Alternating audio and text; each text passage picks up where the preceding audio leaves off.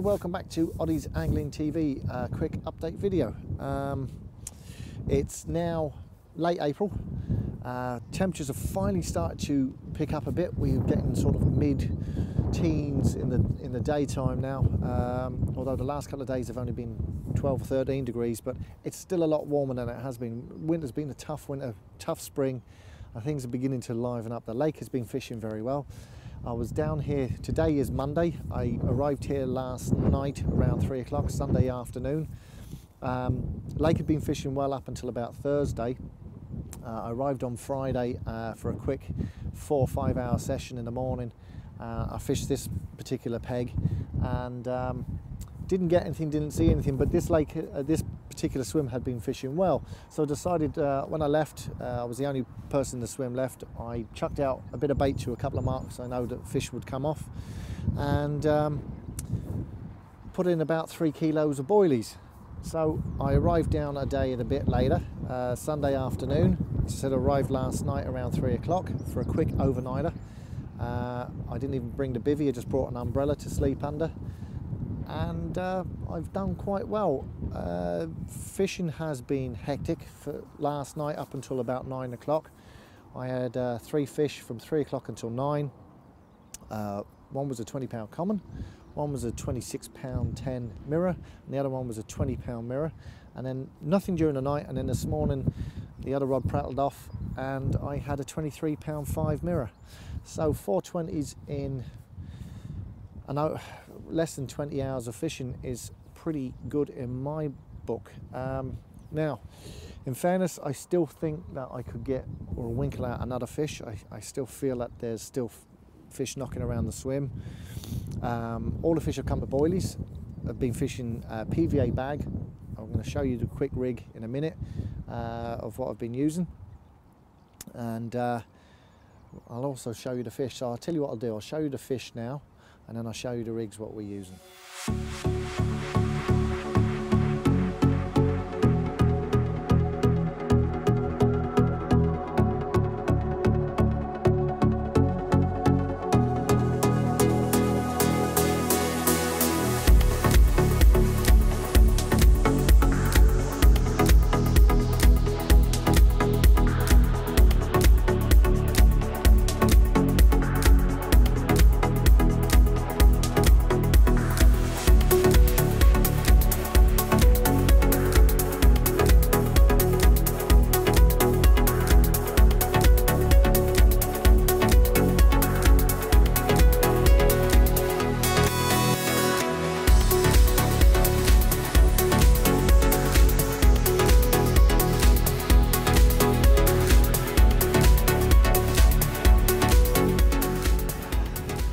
Yeah, 23-pound 5, really long fish, fought like a demon. Now I'm talking about a 15-minute epic battle where this fish did not give an inch. Stunning fish, caught on solar baits again. All 4 20s I've had in the last 24 hours have been on solar baits, and I'm going to show you how to make the rigs now that I've been using, and stunning fish. So I'm going to get her back now and tell her mates that there's free nosh going over in my swim.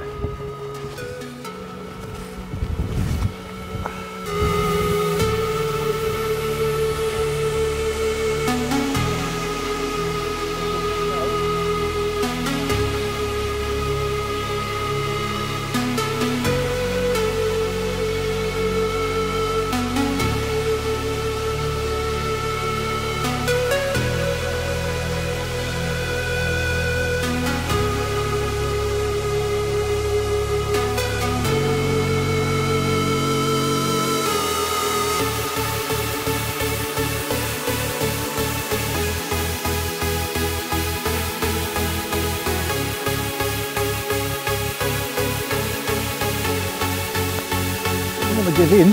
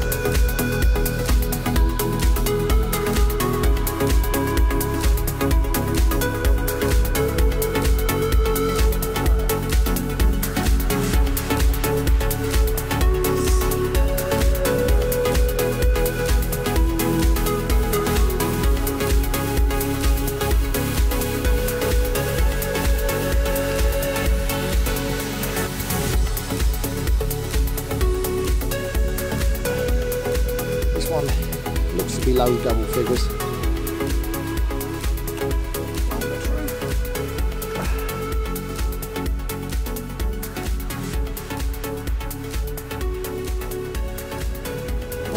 14.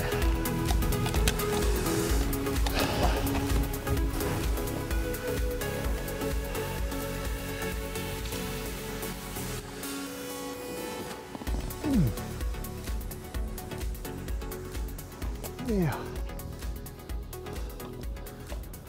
£14, 14. Nice looking fish.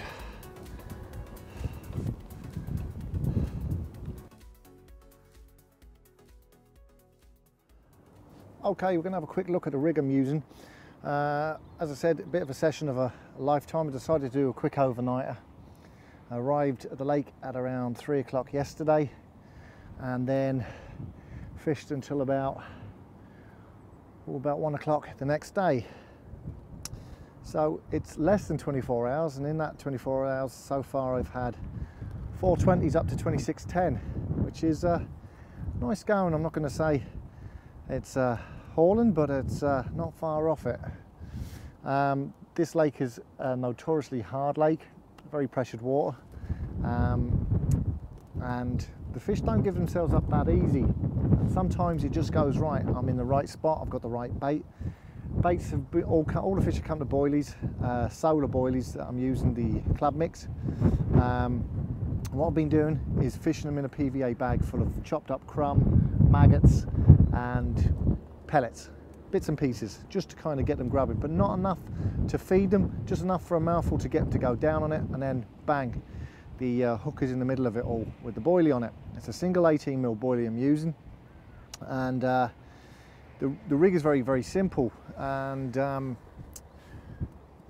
let's get into the rig. What I'm looking at is it's about a 4.5 to 5 inch hook link made from the Supernatural 18-pound, that's by Coarse. Now it was in green, but in water it really washes out very, I mean, Dyneema usually can't be stained anyway, or it's hard to stain it and it doesn't last too long on it, which is the case in this. But I have to be honest with you, very disappointed in how quickly the colour comes out of it. So what I've been doing in the interim is staining all my hook links with the Jag pens that you can buy. Really, really good pens, actually, I have to say. So basically I have my hair with the boilie on it, 18mm boilie. Now what I've been doing differently, they're bottom bait straight out of the bag, but what I've been doing differently with them is I've been half drilling them and stuffing them with a bit of cork, just to take some of the weight off the actual hook itself, so that when the fish sucks, it goes in quite fast and quite rapid. On that then I have, as I said, a 5-inch hook length, give or take 4 or 5 inches. I have a little quarter sinker here, just about an inch from the hook, just again to help nail it into the bottom lip if it's going that way. I'm not using any tubing, shrink tube actually on the hook, because I'm actually using a quarter curve hook, and I'm getting on fine with them actually. That goes into a very, very small ringed swivel. It's a size 11, so it actually only just sits in, it doesn't actually lock into the lead, and pulls out with actually 0 force. And on the back of that I have about 8 inches of, or 9 inches of the Vardis, I think it's an unleaded lead core. So that's spliced, and all my rigs are the exact same. They have a splice loop at the end, and it allows me just have a loop on the other end of the line, and then I can just quickly change my whole rig, which has the PVA bag on it. Very, very quickly I can cast out. Within seconds I can change over hook lengths. One thing I have been doing is I've been sharpening all my hooks out the packet. They're very sharp, but I've been taking them a step further with using the Jag stones, and then I'm using the Jag pen just to colour it and give it some protection from the water while it's out there. This is one of the Jag solution pens, and it's a brilliant way of just staining the hook length, and I just run it up and down, and within 90 seconds it's done the job.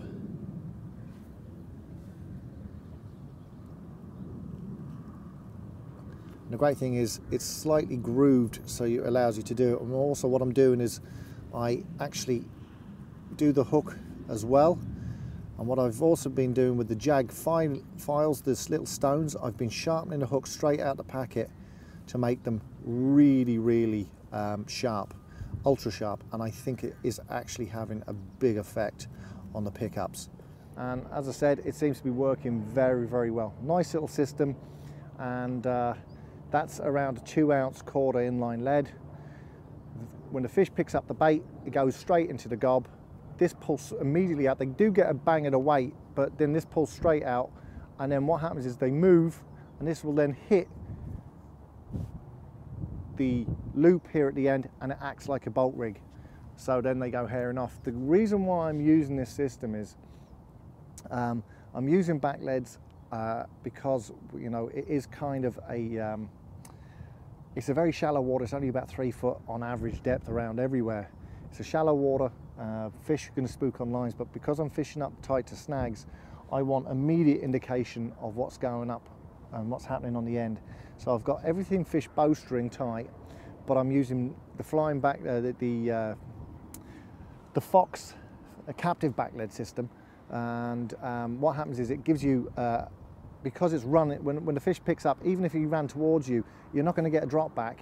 It'll actually pull out and give you a full run coming. Even though he's swimming towards you, it'll actually indicate a full reel churner or a zipper, you know.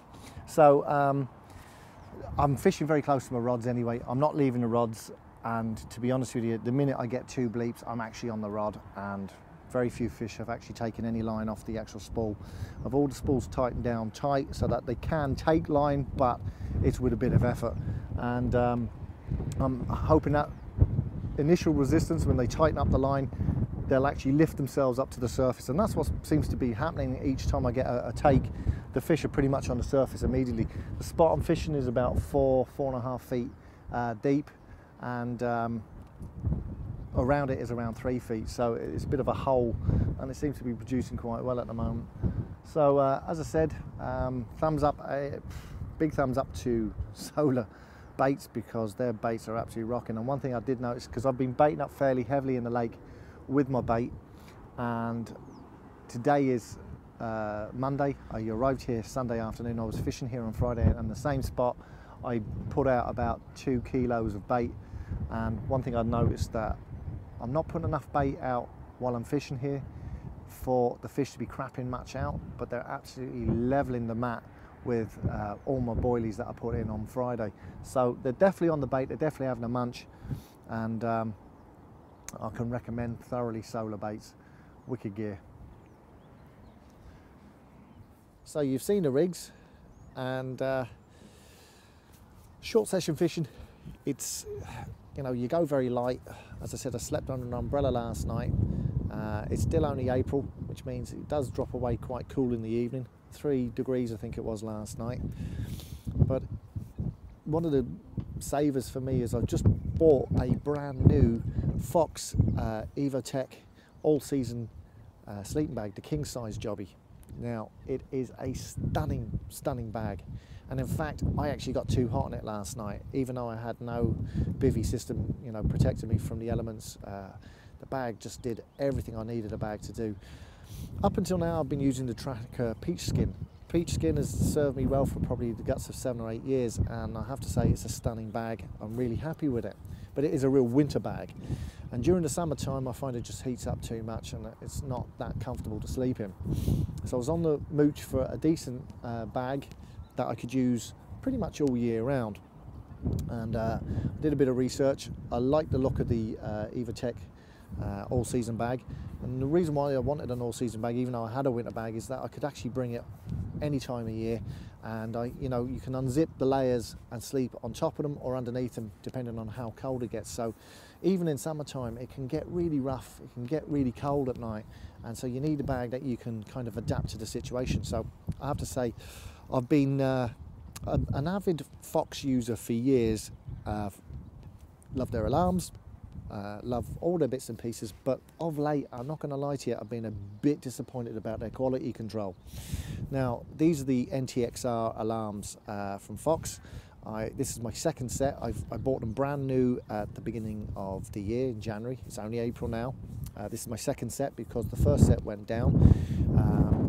First one head went down where you could pull out line and nothing would happen, and no beeps, and then all of a sudden it seems that the magnets would employ and it would start beeping, and so I sent that one head back to Fox, and then I was using the other heads, and one of the other heads was even worse than that. It went down even more. So this set I've got back seems to be doing the trick. I've not missed a heartbeat with them. They seem to be working fine, touch wood.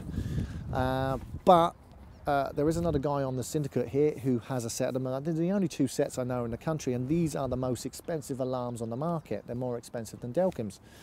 And he has a set, he's used them for 3 months, and all of a sudden they stop latching up to his receiver, which, you know, his set has gone back to Fox as well now. So it's not boding well for the NTXRs. I mean, I love the look of them, I love the sound of them, and I love how they function. I also like the Delcs. I've used Delcam alarms. I've been borrowing my mate Mark's there for on and off for the last couple of months while I got my problem sorted out with these. And I have to say, I really come around to being a Delcam liker. I was never a Delcam liker until now. But look, if these keep functioning the way they're meant to, I'll be very happy with them. The other thing I'm using is a JRC umbrella. Now, I also bought a Fox Super Brolly. Now, the Fox Super Brolly absolutely is a stunning piece of kit, but it's gone back to Fox because there's an actual little pinhole tear already in the fabric that I didn't do. It came out of the packet like that, and when you put water on it, it actually drips through, so that's had to go back, and I'm now waiting 4 weeks for my umbrella to be returned to me, and still no sign of it. So I have to say, it's a bit disappointing with the customer service, number one, from Fox, and number two, their quality control. Because I do like their stuff. I've always got on well with Fox gear up until now. But the problem is, a lot of these big companies have moved all their manufacturing over to China, and they're producing things very cheaply. I know Nash is the same, and it's a bit hit and miss whether you get a good one or not. So, that's really it for the update. I just wanted to show you a couple of nice fish that I had, and we'll catch you in the next video.